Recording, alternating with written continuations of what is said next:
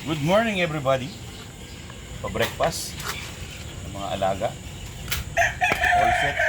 Ito, Romoxid. Para sa kanilang bacterial class. Di pa tapos ang programa niyan. Yung dalawang pula, last day na nila ngayon sa Romoxil.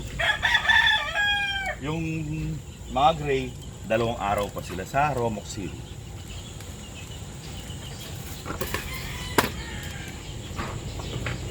Kasi 2 araw ang ano niyan eh. Ang pagitan ng pagdating nila.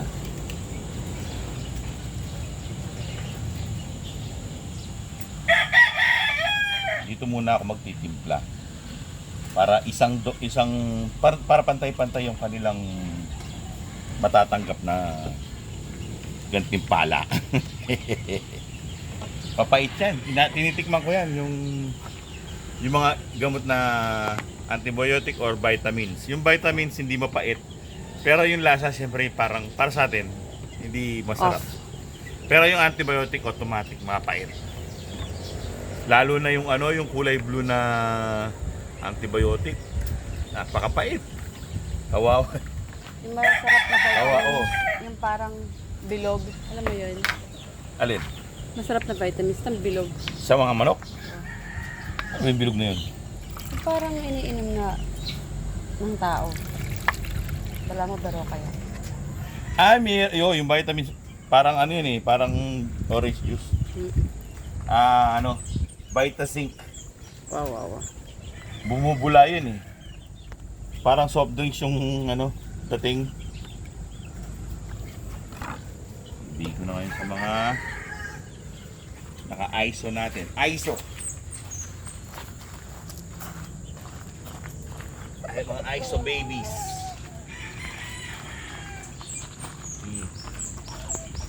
Mga naka-ISO.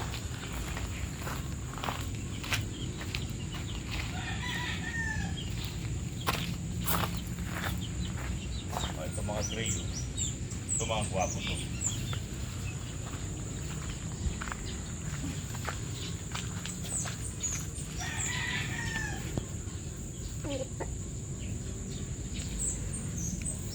Pogi na yun eh. Oo, pogi yan.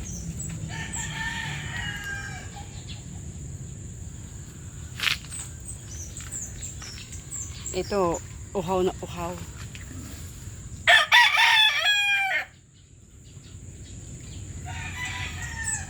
Ito naman yung tubig ng mga naka-breeder natin. Kanilang juice. Templado na yan. Tapos, syempre, ikakarga na natin yung mga pagkain para pagpakain na natin sila.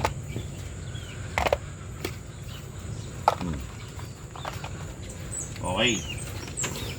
Now, we will go to the breeder area.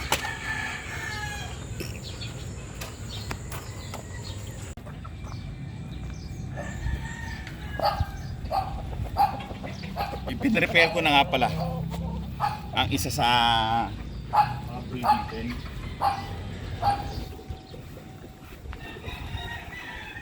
Kung mapapansin nyo rito sariwang-sariwa na sa loob.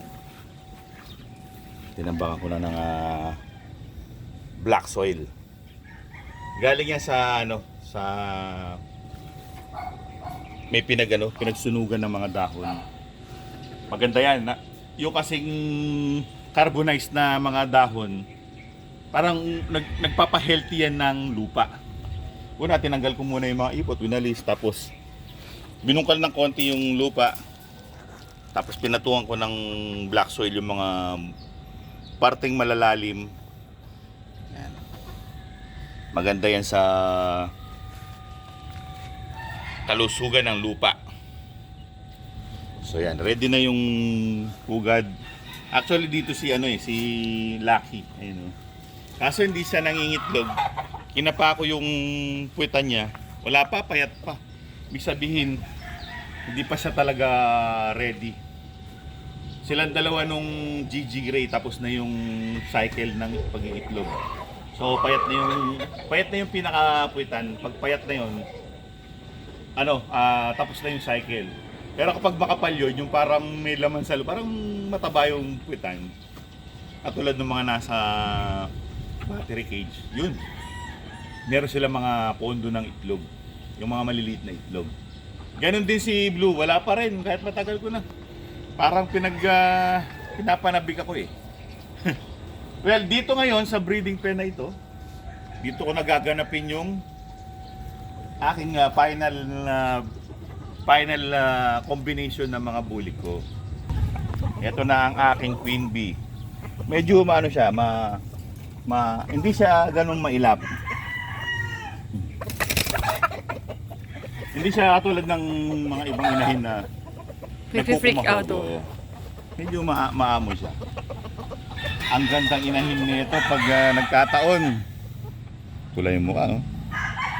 Hehehe. At Malaki. ito yung sinasabi mo sa pitan. Yung puwitan niya mataba na, oh.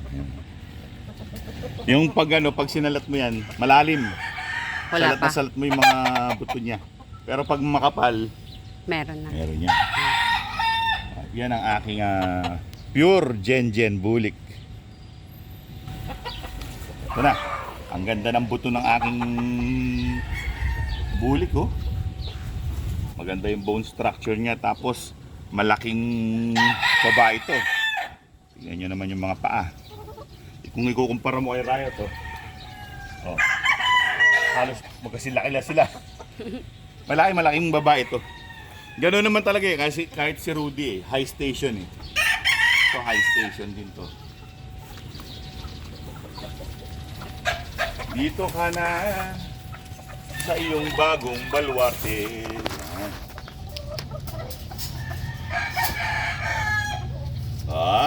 Nagwa-wonder. Ano ba to? Parang luxury to ah. Hindi katulad nung nung aking unit ah. Medyo economy. So yan. Yan ang loob. Yan ang loob ng kanyang bagong unit. Luxury unit. Luxury no? Aliit eh. Dito sa amin, luxury unit na to. So, kung papakain muna, tapos isasama na natin si 2. Now,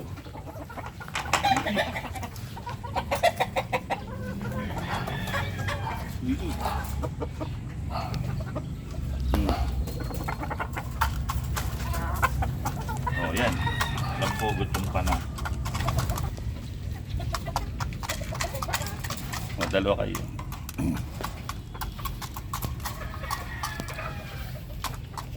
Inumin naman sila. Inumin. Don't forget to drink.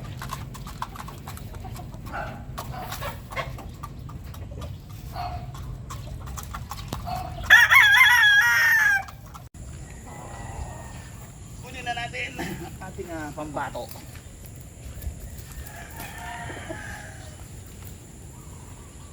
Tignan muna natin yung kanyang nasugat sa talampakan kung may pagbabago. Ayan ang production. Ang daming mga pot E. Ayun Ayan na lang siya.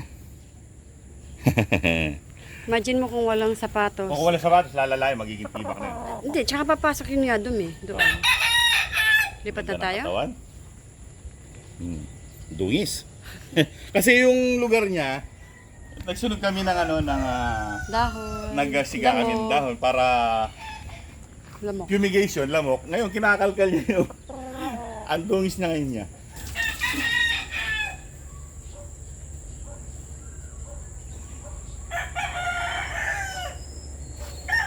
Para presentable ka pag dumating ka kay TV.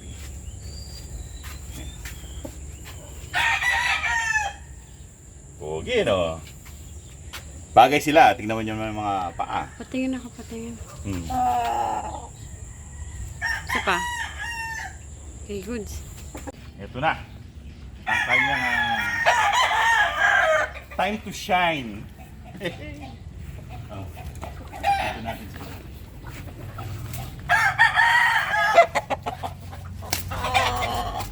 Oh. Huwag kang matakot.